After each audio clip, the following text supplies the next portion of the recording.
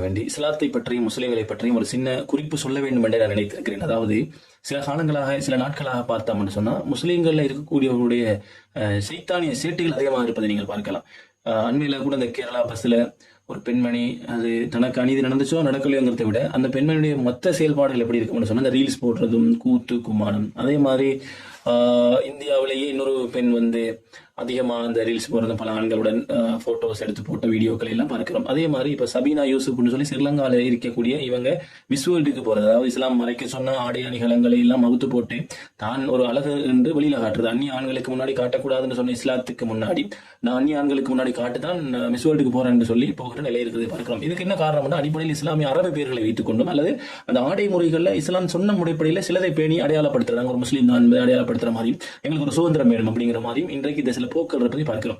ஆனா இதே மாற்றமத சகோதரர் ஒன்று விளங்கிக்கொள்ளும், இவர்களால் நடக்கிற இந்த அரிச்சாட்டியங்கள் இந்த காரியங்களுக்கும் இஸ்லாத்துக்கும் எந்த சம்பந்தமும் இல்லை, எந்த ஒரு தொழிலளவு சம்பந்தமும் கிடையாது. இதுக்கும் இஸ்லாத்துக்கும் எந்த தொடர்பும் இல்லை. இவங்க இஸ்லாத்தை பின்பற்றுவாங்கன்னு நீங்க எதிர்பார்க்க கூடாது. எப்படி பார்க்கணும்னா இந்து தர்மத்தையும் இந்து கலாச்சாரங்களையும் ஒழுக்க விளிமியங்களையும் எப்படி பேணாத இந்துக்கள் இருக்கிறார்களோ அவர்களைப் போலதான் இஸ்லாத்தினுடைய மரபுகளையும் மார்க்க வழிமுறைகளையும் அந்த வழிகாட்டல்களையும் பின்பற்றாத முஸ்லிம்கள் இருக்கிறார்கள். அவர்களை வைத்து நீங்கள் இஸ்லாத்தை என்ன செய்யக்கூடாது, இடை போட வேண்டாம். ஆண்களே நிறைய பேர் இருக்கிறாங்க. ஒருத்தருக்கு டிக்டாக்ல அவன பேர் என்னமோ அவன் தாடியை வச்சுக்கிட்டு தான் என்ன பண்றான்டா பாட்டை போட்டுட்டு கூத்தாட்டாடுறது. அதே மாதிரி இவங்க இந்த மாதிரி செலிபிரிட்டியாக ட்ரை பண்றது உண்டு. இன்னொரு புறத்துல செலிபிரிட்டியா இருக்கக்கூடிய விஜய் மற்ற நடிகர்களுக்கு பின்னாடி போற ஹிஜாப் போட்ட எங்களுடைய இஸ்லாமிய சமுதாய பெண்கள் அதுல என்ன யோசிக்கிறது என்றால் யாருக்கோ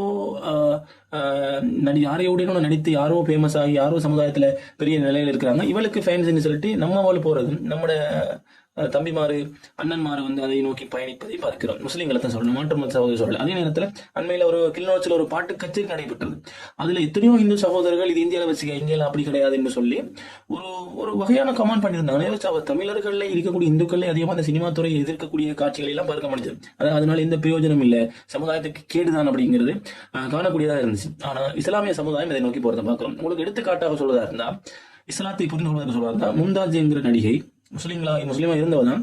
ஆனா நடிகை கலாச்சாரத்துக்குள்ள அதுக்குள்ள போய் சீரழிஞ்சி தான் செஞ்சது பிழை என்பதை உணர்ந்து மீண்டும் இஸ்லாமிய வாழ்க்கைக்குள்ள, அதாவது திரையில ஹிஜாப் ஒரு மறைந்த உடல்களை மறைத்து அங்கங்களை வெளியில் தெரியாத ஒரு வாழ்க்கைக்குள்ள இறைவனுக்கு பயந்து மாறினாங்க. தனது பழைய போட்டோஸ்களை கூட வெளியிடாதீங்க, நான் இறந்ததுக்கு பின்னாடி கூட என்னுடைய புதிய அமைப்பிலான அந்த மறைத்த போட்டோக்களை போடுங்க உறுப்புகளை என்ன சொல்லி மனவேதனைப்பட்டு பேசுகிற ஒரு நிலையை பார்க்கிறோம். இப்படி ஷனாக்கானாக இருக்கலாம், இன்னும் நடிகர்கள் கலாச்சாரங்களாக இருக்கலாம். ஆனா இதுல எல்லாம் விட இஸ்லாமிய சமுதாயத்தில் இருக்கக்கூடிய பல பேர் இன்னைக்கு இஸ்லாத்தில் இல்லாத சேட்டைகளை செய்வதும் அதற்கு மாற்று மத சகோதரருடன் முரண்படுகிற காரியங்களை கூட பார்க்கிறோம். அவர்களுக்கும் இஸ்லாத்திற்கும் எந்த தொடர்பும் இல்லை. நீங்கள் அவர்களை வச்சு இஸ்லாத்தை என்ன செய்யாதீங்க, தயவு செய்து இடை போட்டு விட வேண்டாம் என்பதை நான் நீண்ட நாளாக சொல்ல நினைச்சிட்டு இருந்தேன். அதன் மூலம் நான் சொல்றேன், இஸ்லாம் இன்றைக்கும் நல்லதை விரும்பும், நல்லதை பேண சொல்லும்.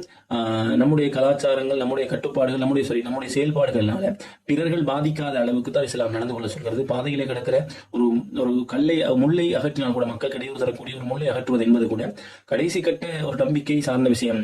அதை அது கூட உனக்கு அகற்ற முடியலன்னா உனக்கு அந்த ஈமான் கூட அந்த நம்பிக்கை கூட இல்லைன்னு சொல்லி நபிகள் நாயகம் ஸல்லல்லாஹு அலைஹி வஸல்லம் அவர்கள் சொல்கிறார்கள். எனவே முஸ்லீம்கள் என்று சொன்னால் மற்றவனுக்கு நோவினையும் தொல்லையும் தராதவனாக இருக்கும்.